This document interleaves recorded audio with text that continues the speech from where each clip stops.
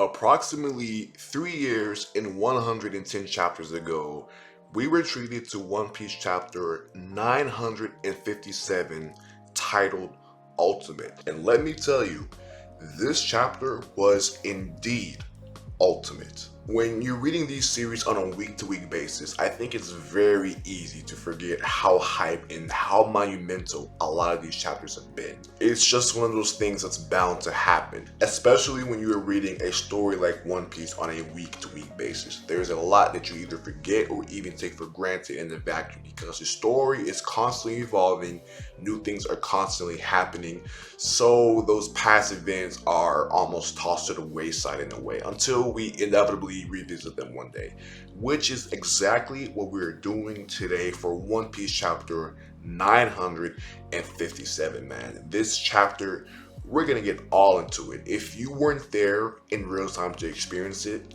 fear not. That's why I'm here. I am gonna help you feel a modicum of the hype that we felt experiencing this in real time for the very first time. It was pure insanity, and that's still somehow an understatement. So let's start with arguably the most significant part of this chapter, and that is Rocks. So in this chapter, we learn that under the command of Captain Rocks himself was a young Whitebeard, a young Big Mom, and a young Kaido. This was mind-blowing for a plethora of reasons because imagine that. Imagine one person having under his wing 3 emperors of the sea. Just that panel alone, that line alone sent ripples throughout the community. We had heard the name Rocks before, and we knew that Kaido and Big Mom had some past together as teammates, but to find out that Whitebeard was also on this crew, and just beyond Whitebeard, there are some of the most notable figures in the One Piece world who were also a part of the Rocks pirates. So clearly, this was very evident to us that Rocks was much bigger than we thought. And little did we know, as this chapter progressed, we learned more and more about the man formerly known as Rocks. Rocks' goal, his ambition was to ultimately be king of the world. Now, what exactly does that entail? There are lots of theories and speculation as to what that title means, but the fact remains this is what Rocks wanted to be. He wanted to be the king of it all, and unfortunately this led to him being banished from history altogether due to breaking a number of the world's taboos. There is one event in particular, one faithful occurrence that led to the demise of Rocks and his pirate crew alike, and that was God Valley. Now, we still know next to nothing about God Valley beyond the happenings on that island, but the truths of that island that we came to learn of in this chapter sent a shockwave throughout the entirety of the One Piece fanbase, one that is still felt to this very day. The Rocks Pirates, a pirate crew infamous for wreaking havoc and committing all sorts of misdeeds, were felled in a single day by 2 men. 2 men who us readers at the time would have never ever thought would fight side by side. One of those men was the legendary naval hero, Monkey D. Garp, and the other man was his longtime rival, the king of the pirates, Gold D. Roger. That was crazy. That was insane. That was mind-blowing. Finding out that Goldie Roger, the king of the pirates, and Garp fought side by side, it's one of those things in One Piece that really made us question everything we thought we knew. Just how strong was Garp? How strong was Roger? How beastly were the Rocks pirates that it took Garp and the king of the pirates to beat them? All of this was just ridiculous to take in, and this wasn't even the rest of the chapter. There was more to come. We also found out that Rocks was a D. Rocks D. Zebek is the man's full name, and this honestly should not have come as much of a surprise to anybody. It makes sense that Rocks is in fact a D. It's just not something you really think about. That reveal in the chapter is something that kind of threw me for a loop because, again, I didn't see that coming. Who would have seen that coming? Rocks being a D, but here we are. The D always causes a storm, as they say, and that holds especially true with Rocks, somebody who's thought to be the king of the world. When it comes to lore, when it comes to new reveals, when it comes to hype, Oda is really second to none. The man is in his own league. This chapter is all the proof that you need, really. This is a chapter that is going to be talked about for years and years to come, simply due to the content within it. There's so much that we get within this chapter. It's crazy even talking about this in such a retrospective lens because, wow, we also kind of get bounties for the Four Emperors and Whitebeard and Goldie Roger. Yeah. Do you get it now? Do you see why this chapter was titled Ultimate? This is quite literally the ultimate One Piece chapter, given everything we got from it. Like, bro, we got bounties for the Four Emperors and two legends of the game, Roger and Whitebeard, all in a single chapter in back-to-back succession. So let me just briefly go through some of these numbers here because these bounties are outstanding, and reading these bounties in real time, I almost had a heart attack, bro. It was a lot to take in, seriously.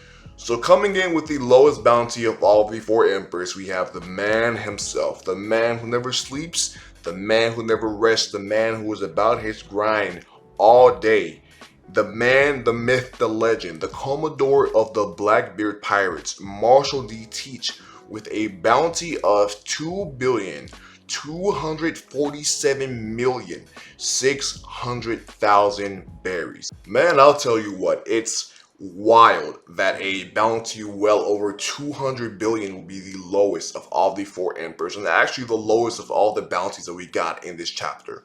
But let us continue on. Coming up next, we have the chief and captain of the red-haired pirates, the former apprentice to Goldie Roger and the youngest of all of the Four Emperors. We have red-haired Shanks with a truly stupendous bounty of 4,048,900,000 berries. That number is almost double of what Teach's is.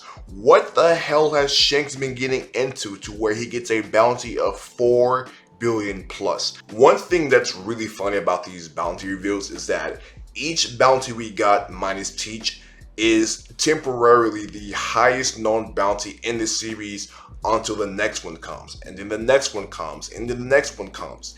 There are 4 different instances in this very chapter, in this one chapter, where the highest known bounty is immediately superseded. What do you say to that? Ultimate. That's what you call it. Trucking right along here, our next bounty belongs to the mother of 85 children, the queen of Totland, the captain of the Big Mom Pirates, Charlotte Linlin, with a bounty of 4,388,000,000 berries. This is not even going to be the highest bounty we get. Let's keep moving right along here, people. Above her, we have the Supreme Commander of the Beast Pirates, the world's strongest creature, Kaido, King of the Beast, with a bounty of 4,611,100,000 berries. These numbers, man, like, you have to really take in these numbers. This is legendary stuff that we got here. And lastly, of these bounties, but most definitely not least, both in stature and in numbers, first here we have the captain of the Whitebeard Pirates, the world's strongest man, Edward Newgate himself, with a bounty of 5 billion. I want to drive that home. I'm going to repeat that number one more time. 5,046 million berries. A number truly fitting for the world's strongest man. And lastly, finally, we got the bounty of the king of the pirates. We got the bounty of the captain of the Roger Pirates, the king of the pirates, Goldie Roger, with a bounty of 5 billion. 564,800,000 berries. That is the highest known bounty in the series right now. Across the board, no questions asked. That honor goes to Goldie Roger. One Piece chapter 957 is one of those rare chapters where everybody who read that in real time as it was released can tell you exactly where they were and what they were doing when this chapter came out. I'm going to be telling my children about this chapter. I'm going to be telling my grandchildren about this chapter. I'm going to be telling my great-grandchildren about this chapter. That's how monumental chapter 957 is. This was indeed the ultimate chapter, but I want to know how you guys felt about this chapter. Where were you when this chapter came out? What were your thoughts coming out of it?